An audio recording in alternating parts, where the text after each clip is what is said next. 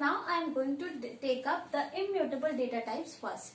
You know that in case of immutable data types, the first category is numbers, and within which come four data types, that is integer, boolean, float and complex. Okay, so first of all let us see what happens in case of integer. You know children, integers are those values which are whole numbers, means without any fractional part. Okay, so if suppose I have a variable here with the value 15, okay, and after assigning this value, what will happen? When 15, as soon as 15 gets assigned to A becomes an integer variable. See children, in case of Python, we do not need to write the data type explicitly. It is automatically understood by the variable as soon as you assign a value to it. तो अगर आपने इसको 15 दिया और 15 एक integer value है, then it will automatically understand that I am a integer variable. Okay. So I have assigned this integer value, so it is an integer variable. Now after this, if I make change in its value, then see how it behaves. First of all, A, you know that in case of Python, variables are memory references, they are not storage containers. Okay, so remember this thing, this is a very important point. So A is pointing to 15, and as soon as you make this change, what happens? A stops pointing to 15 and starts pointing to a new location where 20 is stored.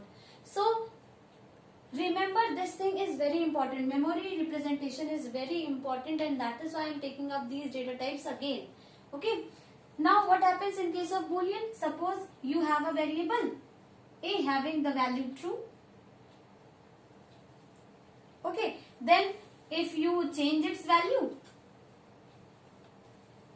then what will happen? Just the same way, A was earlier pointing to the boolean true, and as soon as this statement will get executed, A will stop pointing to true and it will start pointing to false. Okay, and see in case of float, what happens? Float are those values which are fractional numbers and they are expressed in two forms, that is your fractional form and exponent form. This I have discussed in my previous lecture, okay, whose link I'll provide in the description box. And what happens? Float value is like of this sort. Suppose you have 3.14 in the variable A, and if you assign, suppose this time you do something like this. This is also changing the value of A. So 3.14 plus 2 will be 5.14. Okay, so this means A is ultimately getting 5.14. So what will happen in memory? A is initially pointing to 3.14, and as soon as you assign this new value to the variable, A will stop pointing to this location and start pointing to 5.14. So here you can see whether it is integer or boolean or float, same kind of memory representation is taking place. Means they are not allowing you to bring the new value at the place of the old value. Instead, the variable has to move from one place to another. Okay. Then the fourth one in the category of number comes the complex. You know that complex are the values which are expressed in the form A plus B J. So this is the form in which complex numbers are defined, and here A indicates the real part and B indicates the imaginary part. So a complex number is composed of real and imaginary part. Okay, now here what is the meaning of this character J? It is J is equivalent to under root of -1. Now you don't have to go in much detail of these complex number. It is just a kind of value that you can assign to a variable of Python language. Okay, and this is the meaning of this kind of value. Now let us take up an example. Suppose I have a complex number, say Z is equal to 6.4 plus 3J. Okay, so there are a few things that you need to know here. First of all, we have two attributes namely IMAG and real. This attribute is used to extract the imaginary part of the complex number, and this part is used to extract the real part of the complex number. So if I want to extract the real and imaginary part of the complex number z, then I have to write z dot imag. Okay, and then what answer will I get? See, it is 3. And remember that these both parts, that is real and imaginary parts, are always of float type. अगर आप इनको integer में लिखेंगे तो भी system इसको float के ही form में लेगा. सपोज आपने लिखा 5 तो वो उसको 5.0 लेगा. ठीक है. So if I display the imaginary part, then it will be printed as 3.0. Okay, and if I want to extract the real part, then I have to write z dot real, and I'll get the answer as 6.4. This much is clear. Now there are certain operations also that you can perform over your complex numbers. Okay, now suppose I can add two complex numbers like s is equal to 3 plus 4j plus 5 plus 6j.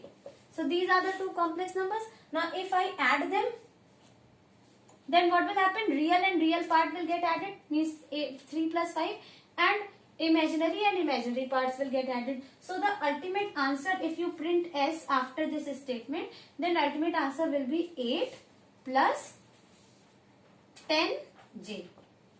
Okay, so this will be the value of s. Now if you want to extract the value of real part of s, then it will be 8.0 and this will be 10.0.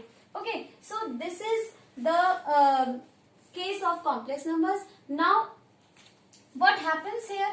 Suppose z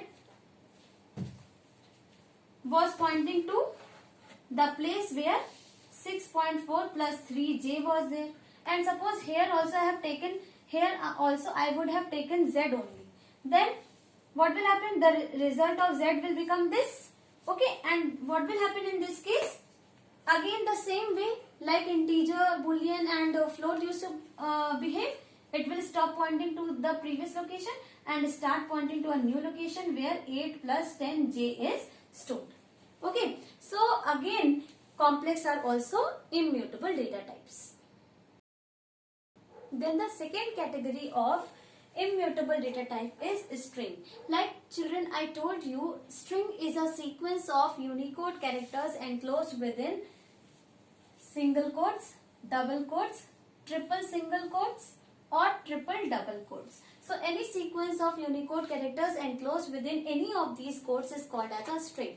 And why is string called a sequence? Why is it placed under the category of sequence?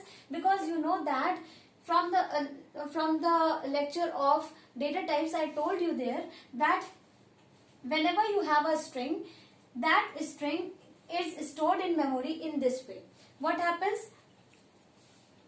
For each element of the string gets stored at a particular index. Okay, and then your actual variable starts pointing to this entire place. Now if you now see the indexes, see first is at the 0 index, means there is a forward indexing which goes from 0 to length minus 1. Yes, 0 to length minus 1, and the backward indexing goes from minus 1 to minus length, that is minus 1 to minus length. This also I told you in the previous lecture.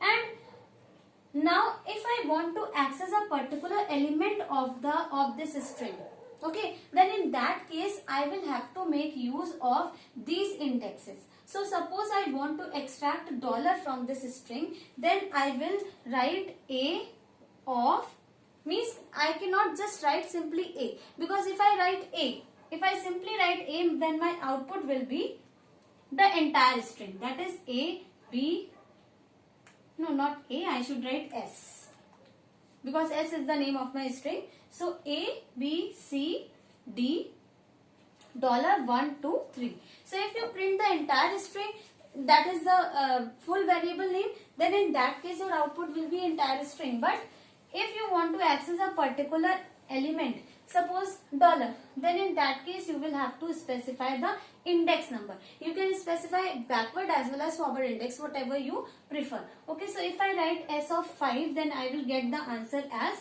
dollar. Okay, in the same way, if I write s of -4, then I will get dollar again, because s of -4 and s of 5 both are same. So this is the way you can access an individual element. But now that the thing that I am going to tell you will show you why strings are immutable. Okay, when you go to update the elements of any string, then see what is allowed and what is not allowed.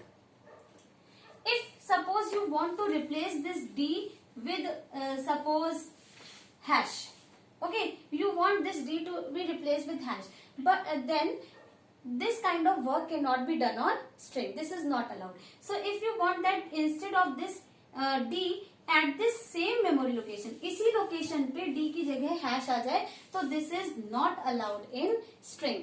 यानी कि change in place नहीं allowed है. So if change in place is not allowed, then what kind of data type it is? It is immutable data type. So this kind of work is not allowed. So if you write a statement which does this, suppose you want to write s of 3 is equal to hash.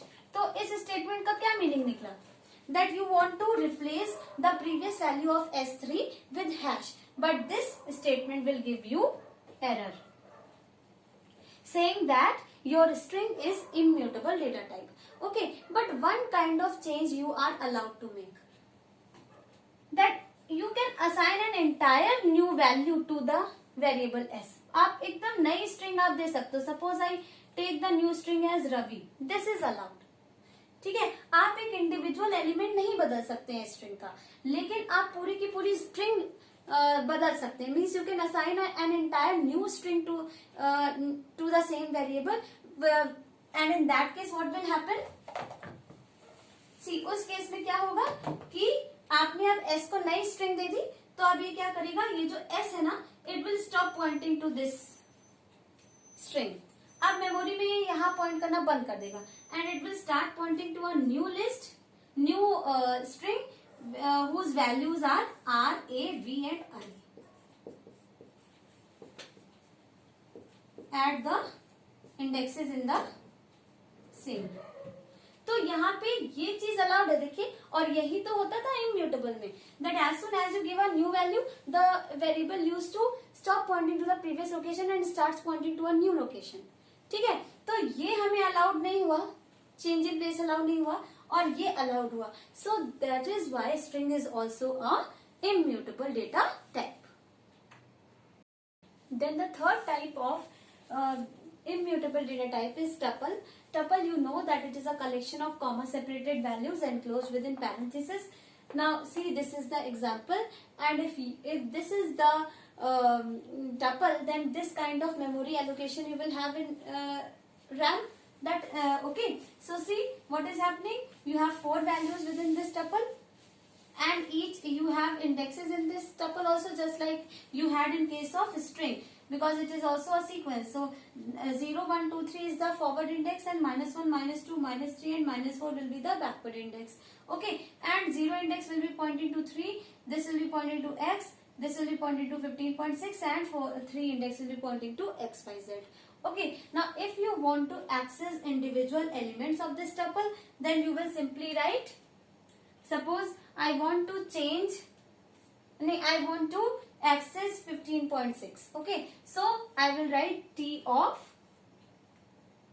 2. Then t of 2 will give me the output as 15.6. So this is accessing individual element. But if I simply write t in the prompt, that is complete t, then my output will be 3 asterisk 15.6 comma x, y, z. That means if you want to access the individual index, then you have to individual element, then you have to specify the index number along with the name of the tuple. And if you want to print the entire tuple, then you can simply write the complete name. Okay, but the main point here is modification. Whether change in place is allowed or not, that you have to check. So if you want that 15.6 gets replaced by suppose hash. Okay, you want to replace this 15.6 by hash. So if you will try to do this, it will give you error. So आप लिखोगे क्या उसके लिए? T of 2 is equal to hash. So at this statement you will be given an error saying that tuple is immutable. Okay, so remember that changing a particular element of the tuple is not possible, just like it was not possible in case of string. Okay, but if you want to give an entire new tuple to this variable t, then that is allowed. मतलब आप इसको एक पूरी नई tuple दे सकते हो, लेकिन इसके इंडिविजुअल एलिमेंट को नहीं बदल सकते. Okay, so let me do this thing. Suppose I assign a new tuple to variable t and my tuple is 4,9. Okay, now this time what will happen? My t will stop pointing to this tuple.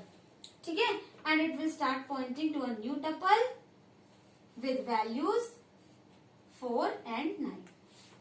Or I can draw it this way also. 0 index pointing to 4 and 1 index pointing to 9. This is 0 index, this is 1 index. So you can see the entire new value is accepted, but changing a particular element is not allowed. And see, at none of the places change in place is taking place here. So this is a immutable data type.